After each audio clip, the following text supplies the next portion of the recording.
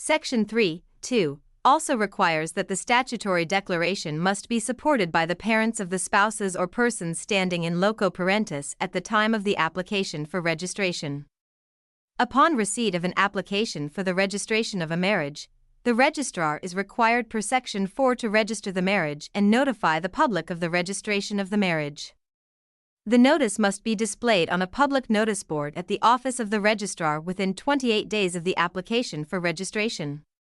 The particulars on the notice, as indicated in the second schedule to the Marriages Act, are the names of the parties to the marriage, place of residence of the parties, place of marriage, and the date of the marriage. The notice is dated and signed by the registrar. The purpose of the notification is to allow objections to the registration, if any, from persons who may wish to object to the registration of the marriage.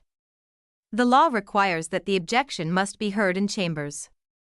An objection may be raised on the ground that the marriage the applicants are seeking to register is not valid. The reasons may include the fact that one of the parties is already in a monogamous marriage, or that the marriage is prohibited on grounds of consanguinity, or that one of the parties is below the age of 18. Section 5 requires that a person who has an objection to the registration of the marriage or objects to the validity of the marriage under the applicable customary law may at any time after the publication of the marriage under Section 4 file the grounds of objection in the district court in the district in which the marriage was registered. Copies of the objection must be served on the parties affected by the objection. Where on hearing the grounds of objection, the district court is satisfied that legal grounds have not been established for the objection, the court shall dismiss the objection. Where the court is satisfied that there are legal grounds for the objection, the court shall order the registrar to expunge the entries made in the register in respect of the registration of the marriage to which the objection was made. A certified true copy of the entry that the registrar makes in the marriage register is given to the applicant, showing simply that the marriage has been registered per Section 9. It is not a marriage certificate. The registrar shall at all reasonable times allow searches to be made on the register and shall furnish on request and upon payment of the appropriate fee a certified true copy of any entry in the register. It is also an offense for any person to attempt to register a marriage which he knows has not been lawfully contracted per Section 14. Thus, if a marriage is prohibited on grounds of consanguinity, for example, the person who tries to register it commits a criminal offense. It is also an offense for a person to knowingly make false entries in the register or a certified copy thereof. A person also commits an offense if he alters any entry in the register or certified copy thereof. Effect of registration. Registration per se does not render a marriage valid. It merely proves that a marriage has been registered per Section 13. Section 13 states that in any proceedings, a true copy of the entry in the register certified and personally signed by the registrar is admissible in evidence as sufficient proof of the registration of the marriage or the dissolution of the marriage. Note that per Section 15, the Intestate Succession Act 1985, PNDCL 111, applies to a spouse of a customary law marriage registered under the Marriages Act.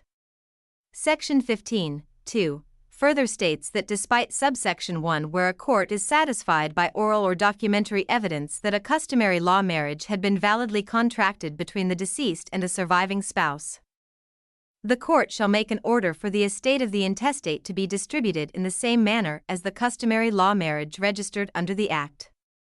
Thus, PNDCL 111 will also apply to a customary marriage not registered under the Act. Accordingly, in Adade v. Dade another, the court held that it was not necessary for a customary marriage to be registered before a spouse could benefit under the Intestate Succession Law, 1985. The registration of the customary marriage, in the absence of fraud, would serve as conclusive evidence of the marriage, while a non-registered customary marriage, depending on the circumstances, would have to be proved, in re Pratt's caveat, Bentil v. Pratt. Esselfy and another v. Quarku, maintenance, enticement, seduction and dissolution of customary law marriages, maintenance. It is no longer the sole responsibility of the man to maintain the wife and children, as was previously the case in Carty v. Marty. In Carty v. Marty, Justice Alanu stated that a wife is entitled to maintenance by the husband. He reiterated the principle in Yaudi v. Key, where he stated that it is an incident of customary marriage that the husband should provide maintenance and shelter for the wife. If a husband died, the wife was entitled to maintenance during the funeral and mourning period. If no one within the deceased husband's family married her, she was sent off. The Matrimonial Causes Act, 1971 Act 367 now makes it the duty of both spouses to maintain each other. It is no longer the duty of the husband. The maintenance of the man by the woman is, however, subject to certain conditions. Per Section 16 of the Matrimonial Causes Act, either party to a marriage may petition the court for an order of maintenance on the ground that the other party to the marriage has willfully neglected to provide, or to make a proper contribution towards reasonable maintenance for the petitioner or any child of the household. Further, Section 16(2) provides that a wife shall not be deemed to have willfully neglected her husband unless the court is satisfied that in the circumstances it is reasonable to expect the wife to provide or contribute towards maintenance for the husband, and for the purpose of so satisfying itself the court shall consider a. any impairment of the husband's earning capacity, whether through age, illness, disability, or otherwise, b. any resources of the husband, c.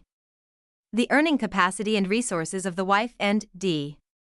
any other circumstances relating to the financial position of the parties.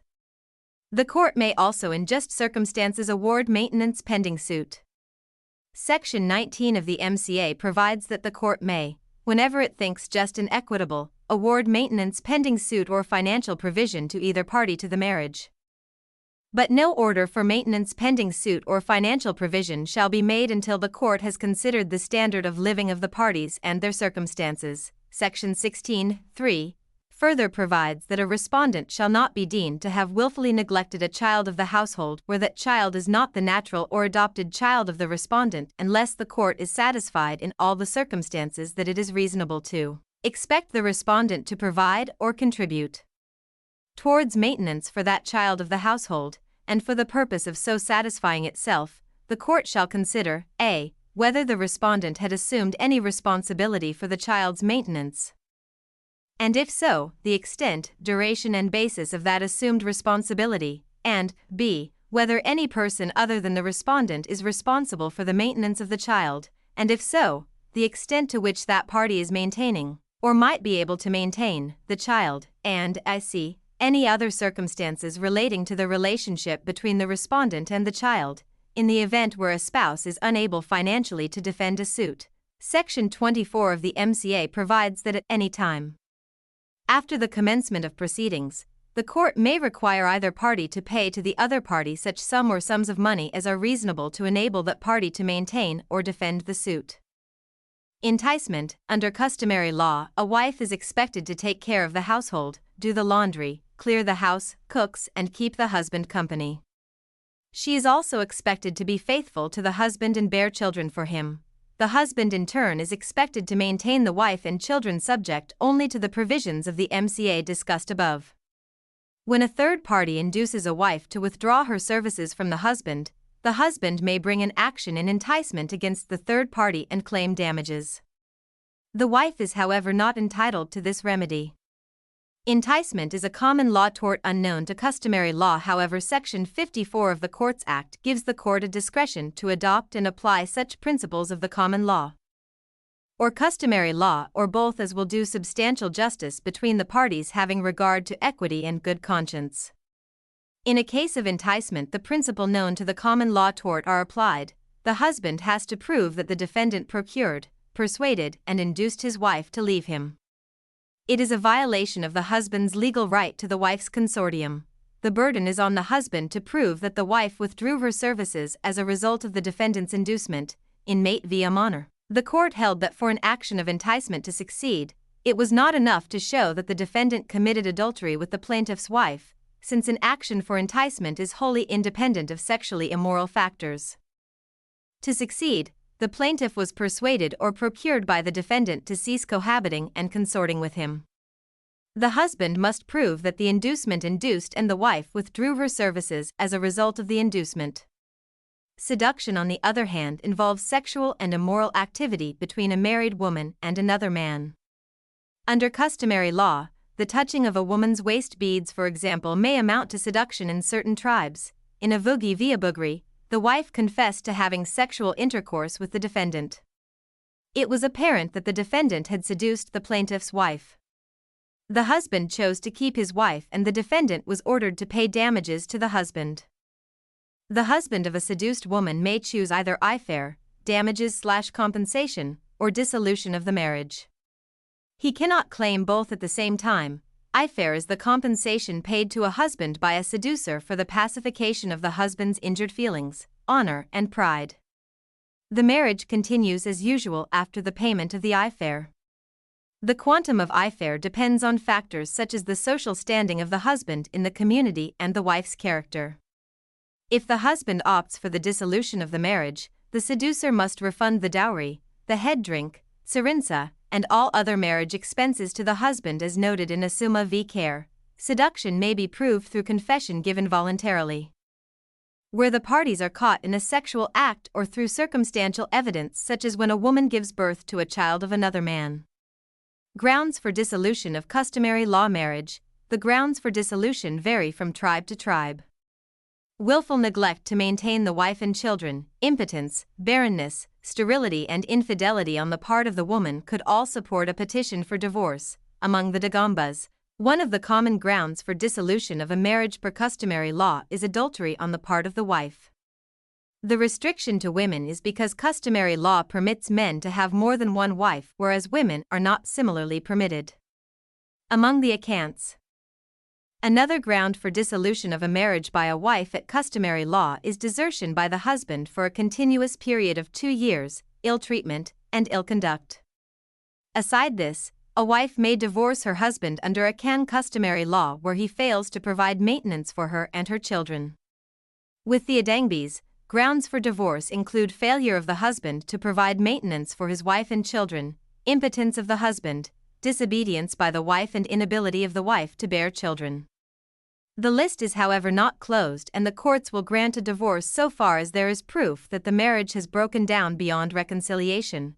Procedure for the dissolution of a customary law marriage. A customary law marriage may either be dissolved under customary law or under the Matrimonial Causes Act 1971. Under customary law dissolution, the families of the man and the woman agree on a date for a meeting. At the meeting, the families try to get the parties to settle their differences. If the attempt at reconciliation is successful, the dissolution is suspended for the parties to try again to see if the marriage will continue. If the attempt at reconciliation fails, the parties are asked to render accounts. Items that have been borrowed are returned and money that has been borrowed is paid back. The husband and wife may decide not to demand anything back. The dowry is returned to the man's family by the woman's family depending on the reason for the divorce. In some cases, if the reason for the divorce is the husband's misconduct, the dowry will not be returned. Powdering or chalking is the last stage. The husband puts powder on the shoulder of the woman and hands her over to her family, and the marriage comes to an end. The procedure differs from tribe to tribe. A customary law marriage may be dissolved unilaterally if the other party unreasonably turns down a request for the dissolution of the marriage. This view was expressed in Jinburo and another v. Kaba. In this case, the plaintiff's wife was the daughter of the defendants. The marriage broke down, and according to custom, the parents of the wife contacted the plaintiff's parents asking them to return their daughter to them.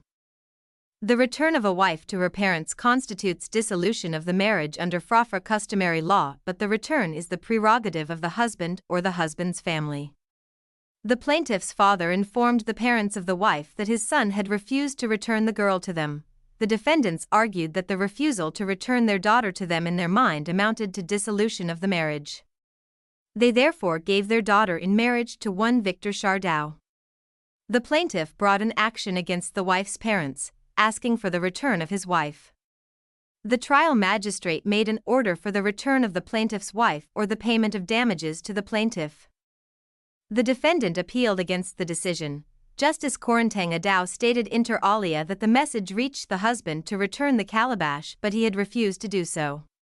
She stated that the appellants were therefore justified in regarding the marriage as dissolved. The decision reached by the trial magistrate was wrong because it creates a situation where the female spouse is never, under customary law, permitted to initiate divorce proceedings. The message it bears is that no marriage can ever be dissolved under FRA customary law unless it pleases the husband to dissolve it. If one party unreasonably refuses to accept a divorce, a petition under Section 41 of the MCA may be made. Section 41(2) creates an exception to the application of the Act and allows a party in a polygamous marriage to petition for a divorce under the Matrimonial Causes Act. Section 41(2) provides that on application by a party to a marriage other than a monogamous marriage, the court shall apply the provisions of this act to that marriage, and in so doing, subject to the requirements of justice, equity, and good conscience, the court may a. have regard to the peculiar incidents of that marriage in determining appropriate relief, financial provision, and child custody arrangements, b. grant any form of relief recognized by the personal law of the parties to the proceedings, either in addition to or in substitution for the matrimonial reliefs afforded by the Act. It must be noted that if a petition is made to the court for the dissolution of a customary marriage, the court, in addition to considering relevant customs, and subject to the requirements of justice, equity, and good conscience, may also consider willful neglect to maintain a wife or child, impotence, barrenness or sterility, intercourse prohibited under that personal law on account of consanguinity, affinity, or other relationship, and persistent false allegations of infidelity by one spouse against another. Benefits of applying for a dissolution of customary marriage under the MCA. A petition under the MCA affords a spouse the opportunity to apply for certain benefits that may not be available under a customary law dissolution. Some of these benefits are: the courts will take into consideration the requirements of natural justice, equity, and good conscience. The courts will take into consideration the peculiar incidents of the marriage to determine the appropriate relief, financial provision, and custody if any. The courts will grant further forms of relief recognized by the personal laws of the parties in addition to or in the substitution for the matrimonial reliefs awarded by the MCA. The courts could also consider other grounds that may justify a divorce under the customary law of the parties. If the petitioner lives outside the country, the petitioner may apply to the court for leave to serve the petition outside the country. The procedure for a petition for a dissolution of a customary law marriage under the MCA is the same as the procedure for the dissolution of a monogamous marriage.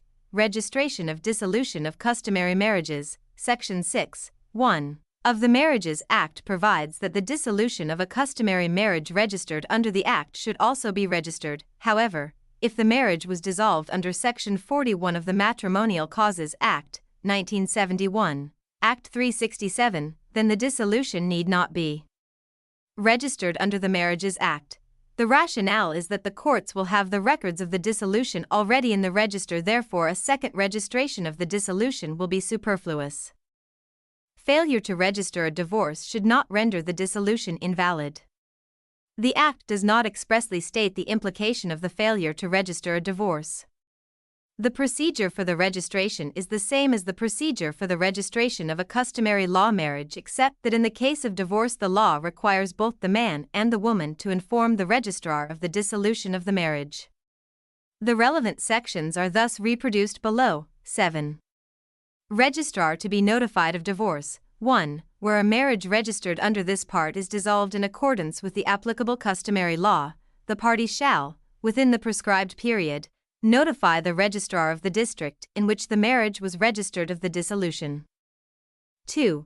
The parties in notifying the registrar shall make a statutory declaration stating that the marriage has been dissolved in accordance with the applicable customary law. 3. The statutory declaration shall be supported by a. the parents of the spouses, or b. the persons standing in the place of the parents living at the time of the application. 4. The registrar may, on receipt of the notification, record the dissolution in the register and may by notice in the form set out in the second schedule notify the public of the registration of the dissolution of the marriage. 5. The notice shall be displayed on a public notice board at the office of the registrar within 28 days of the receipt of the notification. 8. Objection 1. A person who knows of a cause why the registrar should not have registered the dissolution of the marriage, or objects to the validity of the dissolution under the applicable customary law, may at any time after the publication of the notice under Section 7, file the grounds of the objection in the district court in the district in which the dissolution was registered. 2. Copies of the grounds of objection shall be served on the parties affected by the objection. 3. Where, on the hearing of the grounds of objection, the district court, A, is satisfied that legal grounds have not been established for the objection, the court shall dismiss the objection. Or, B, is satisfied with the legal grounds for the objection, the court shall order the registrar to expunge the entries made in the register in respect of the dissolution of the marriage. 9. Certified copies of entries in register. On the registration of a marriage or the dissolution of a marriage, the registrar shall issue to the parties concerned a certified true copy of the entry in the register on payment of the registration fee prescribed under this part. 10. Objections to be heard in chambers. The grounds of an objection filed in the district court under Section 5 or 8 shall be heard in chambers. 13. Certified true copies of entries admissible as evidence. In any proceedings, a true copy of the entry in the register certified and personally signed by the registrar is admissible in evidence as sufficient proof of the registration of the marriage or the dissolution of the marriage. Problems with PNDCL 112. The implementation of PNDCL 112 continues to be problematic for a number of reasons. The procedural requirements are too cumbersome, time-consuming, and expensive. Registration per se does not prove the existence of a valid marriage. More evidence is needed to establish the validity of a marriage. Majority of people cannot afford the fees. Some people are unwilling to incur the expenses involved in the registration. The benefits of PNDCL 112 are too obscure. Consequently, people do not find registration attractive. It may be difficult to register an informal marriage. How does one get parental support if the parents do not support the marriage? It may be difficult to state the precise time and place of the marriage in the statutory declaration where the marriage is an informal one. Why should both parties register the divorce when there could be acrimony between them after the divorce? The concept of domicile and residence. Domicile refers to the permanent home of a person. It has been defined in Black's Law Dictionary as the place at which a person has been physically present and that person regards as home, a person's true, fixed, principal and permanent home, to which that person intends to return and remain even though he is currently residing elsewhere. Residence, on the other hand, refers to a place where a person has decided to remain for a considerable length of time. A person cannot have two domiciles at the same time.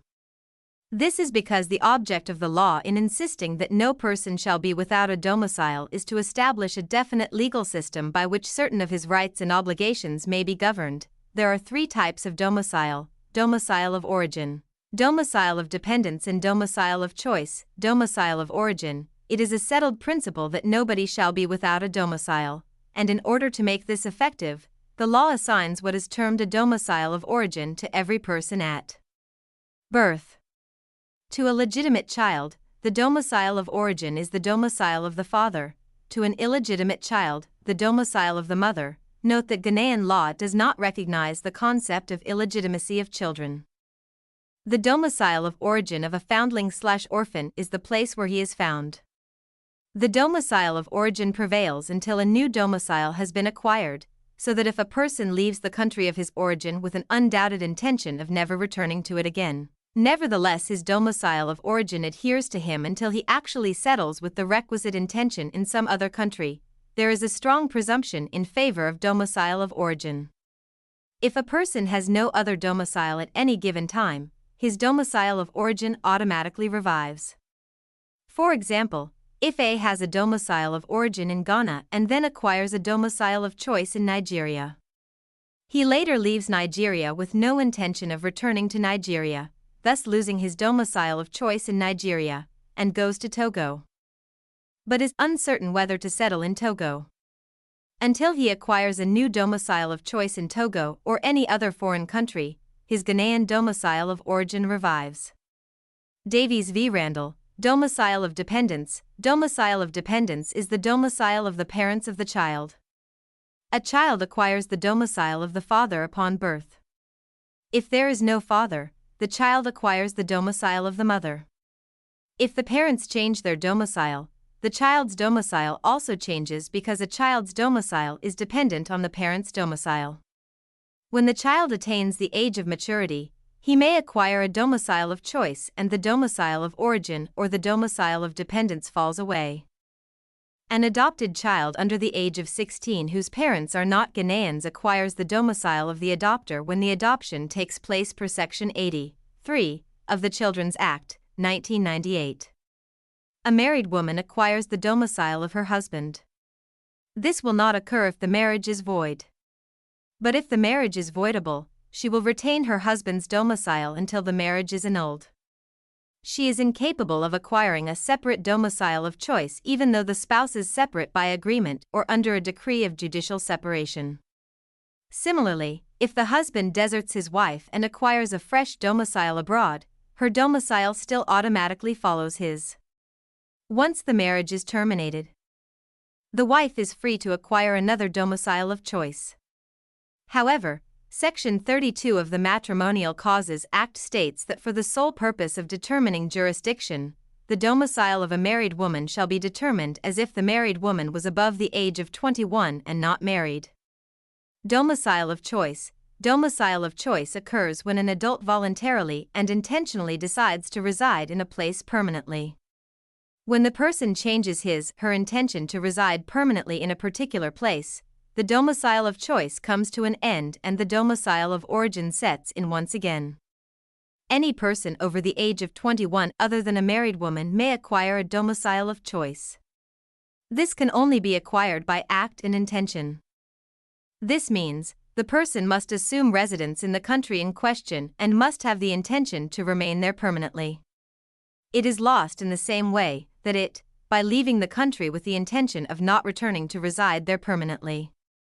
In Omain and another v. Poku and another, the court held that the deceased had acquired a domicile of choice in Ghana because he had acquired property in Ghana, he had married a Ghanaian national and he had lived in Ghana for a long time. Also, in Abujada v. Abujada, the petitioner, a Lebanese national, had lived in Ghana for 23 years and had property in Ghana, but the court ruled that he was not domiciled in Ghana. The reasons given by the court were that while the petitioner was resident in Ghana, he had visited Lebanon several times, sent his children to school in Lebanon, obtained a Lebanese passport for his wife who had a French domicile and made no attempt at obtaining Ghanaian nationality. The court held that matrimonial domicile is not easier to acquire than domicile in the ordinary sense. Residence and domicile are two perfectly distinct things and long residence per se, although relevant, is rarely a decisive factor in determining domicile for the purposes of divorce jurisdiction. A person whose domicile is the object of inquiry must prove animus menendi and must have formed a fixed and settled purpose of making his home in the country of residence. On the evidence, the plaintiff's residence was a residence of convenience for the signal object of his business, and it was not sufficient to confer jurisdiction on the court. A bare assertion that a resident has applied for Ghanaian citizenship is not evidence that he intends to live in Ghana permanently as a citizen. Such an assertion must be supported by proof, for instance a statutory declaration renouncing his domicile of origin and showing his intention to acquire Ghanaian domicile. In Simpson v. Simpson-Ross, the court held that a mere statement of intention on the part of a petitioner, without any supporting evidence of extraneous fact, cannot suffice to prove a change of domicile. Special characteristics of domicile of choice: a person must choose the place of domicile voluntarily. The person must intend to make the place his permanent home. Every person has a domicile which is used to determine the system of law applicable to him/her. If a person leaves the domicile of choice with the intention of not returning, the person loses the domicile of choice and reverts to the domicile of origin until a new domicile of choice is acquired. The place of domicile must have one system of law. A person can have only one domicile at any given time. Domicile and nationality are two different concepts. Thus, a person may be a national of Ghana but domiciled in Togo. A person may have more than one nationality. There is a presumption in favor of the continuance of an existing domicile. Therefore, the burden of proving a change lies upon those who allege that a change has occurred. The standard of proof is slightly higher than a balance of probabilities. There must be ample evidence to show that a person has voluntarily and intentionally acquired a domicile of choice. Hence, if A is imprisoned in South Africa for 30 years, one cannot argue that A's domicile changed because A did not voluntarily and intentionally choose to stay there. The acquisition of property in a new place, the marrying of a national of the new place, and the acquisition of the nationality of the new place are all factors that will lead a court to conclude that a new domicile has been acquired. Marriage under the Marriages Act, 1884 to 1985, Part 3, CAP 127, Ghanaian law subscribes to the definition of marriage as given by Lord Penzance in Hyde v. Hyde Woodmansey. Lord Penzance defined marriage as a voluntary union for life of one man and one woman to the exclusion of all others. For features of marriage can be gleaned from Lord Penzance's definition, voluntary. A marriage can therefore be annulled if the consent of one of the spouses was not properly obtained, indissolubility/for life. This is not to say that there can be no divorce. However, it presupposes that unless proper grounds exist for the grant of a divorce or an annulment, or unless the parties die, the parties to the marriage intend to stay married for the rest of their lives. Heterosexuality. The marriage must be between a biological male and a biological female. Thus, in Corbett v. Corbett, the male petitioner married the respondent in September 1963. He knew that the respondent was male at birth but went through an operation to remove his testicles and most of his scrotum. An artificial vagina was then constructed. Thereafter the respondent lived as a woman. In December 1963, the petitioner petitioned for a declaration that the marriage was null and void on the ground that the respondent was not of the female sex. The court held that the respondent was not a woman and therefore the marriage was void. The court further stated that the biological sex of an individual is fixed at birth and cannot be changed by medical or surgical means. The respondent was physically incapable of consummating a marriage because sexual intercourse, using the artificial cavity constructed by the doctor, cannot possibly be described as ordinary and complete intercourse. The judge further added that to determine sex for the purpose of marriage, the law should adopt the chromosomal, gonadal, and genital tests, and if all three were congruent, determine sex accordingly, ignoring any operative intervention. The decision in Corbett v. Corbett was adopted by the House of Lords in Bellinger v. Bellinger. Monogamy. While a marriage is existing, neither of the parties can enter into another valid marriage. A marriage contract possesses certain unique characteristics that make it special and different from other contracts. These characteristics may be summarized as follows. A marriage should be contracted in accordance with the mandatory provisions set out in Marriage Ordinance CAP 127 Part 3, else the marriage will be null and void. The laws relating to capacity to marry are different from those of ordinary contracts. In Ghana, children under 18 years cannot enter into a valid marriage. Children between 18 and 21 cannot enter into a valid marriage without the consent of the parents or guardian. The grounds on which a marriage may be void or voidable are different from those on which other contracts may be void or voidable. A marriage contract cannot be set aside by agreement by the parties. It may be terminated only by death or by a court of competent jurisdictions. The rights and duties of the parties to a marriage are fixed by law. Marriage contracts may affect third parties. Thus, a person whose negligence causes the death of a wife may be ordered to pay damages to the widower. Requirements for a valid marriage under Part 3 of Cap 127. The officers concerned with the celebration of marriages are registrars of marriages, marriage officers, and the principal registrar of marriages, per Section 36. The minister responsible for the interior may appoint a registrar of marriage for each marriage district and may also appoint a deputy registrar or deputy registrars of marriage of a district. The appointment may also be revoked by the appointing authority. The minister responsible for the interior may also, by executive instrument, appoint a minister of religion to be the marriage officer for the marriage district or district named in the instrument. A minister who is appointed a marriage officer is not compellable to act as a marriage officer with respect to a marriage which is contrary to the rules of the religious denomination to which the minister belongs. The Registrar General is the principal registrar of marriages, places of worship, per Section 40 of the Marriages Act. A district chief executive may license a place of public worship within the district to be a place for the celebration of marriages, and may cancel the license in a notice published in the Gazette. Notice of the licensing or of the cancellation of the license shall be published in the Gazette. The requirements may be divided into two: substantive requirements and procedural requirements.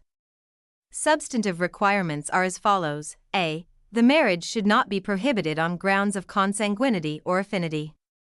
The more closely the parties are related, the greater the risk of their children inheriting undesirable genetic traits. Hence the prohibition.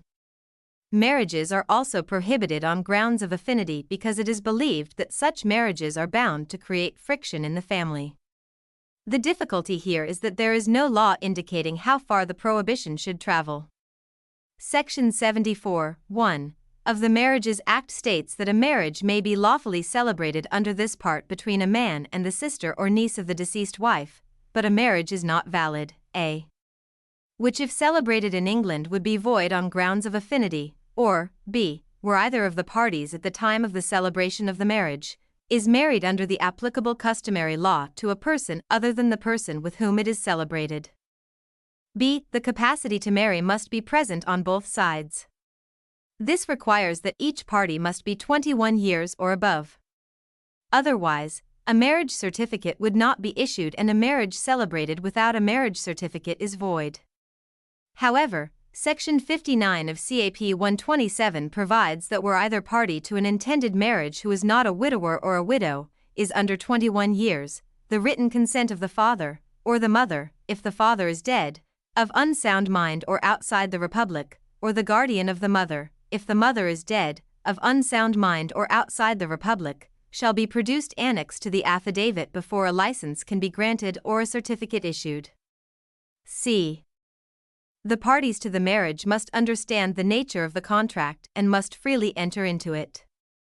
Procedural requirements are as follows: per Section 41 of the Marriages Act, the marriage must be solemnized under the authority of a registrar's certificate, a marriage officer's certificate, or a special license from the principal registrar of marriages, registrar's certificate, per Section 42 of CAP 127, where persons desire to marry under the authority of the registrar's certificate.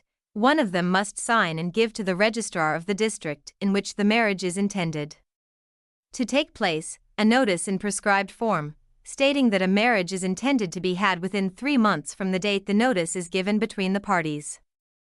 The notice shall contain the following information: the full names of the bridegroom and bride, status of the bridegroom whether bachelor or widower, status of bride whether spinster or widow, occupation, rank or profession of each party, age and dwelling place of each party, also indicate consent, if any, and by whom given, on receipt of the notice. Section 45 of CAP 127 requires the registrar to enter the notice in the marriage notice book and publish the notice by causing a copy of it to be affixed on the outer door of the office, or on a notice board outside the office, and to be kept exposed there until the grant of the certificate, or until 3 months have elapsed. The marriage notice book may be inspected during office hours without the payment of a fee. If the registrar is satisfied that certain specified conditions have been met, then at any time after the expiration of 21 days and before the expiration of 3 months from the date of the notice, and on payment of the prescribed fee, then the registrar shall issue the certificate per Section 46. The registrar shall not issue the certificate unless satisfied by affidavit that a. One of the parties has been resident within the district in which the marriage is intended to be celebrated at least 15 days preceding the grant of the certificate. B. Each of the parties to the intended marriage who is not a widower or widow is 21 years old. Or that if that party is under that age, the requisite consent has been obtained in writing and annexed to the affidavit. C. An impediment of kindred or affinity, or any other lawful hindrance to the marriage does not exist, and D. Neither of the parties to the intended marriage is married under the applicable customary law to a person other than the person with whom the marriage is proposed to be contracted. The affidavit must be sworn before the registrar, or before a district magistrate.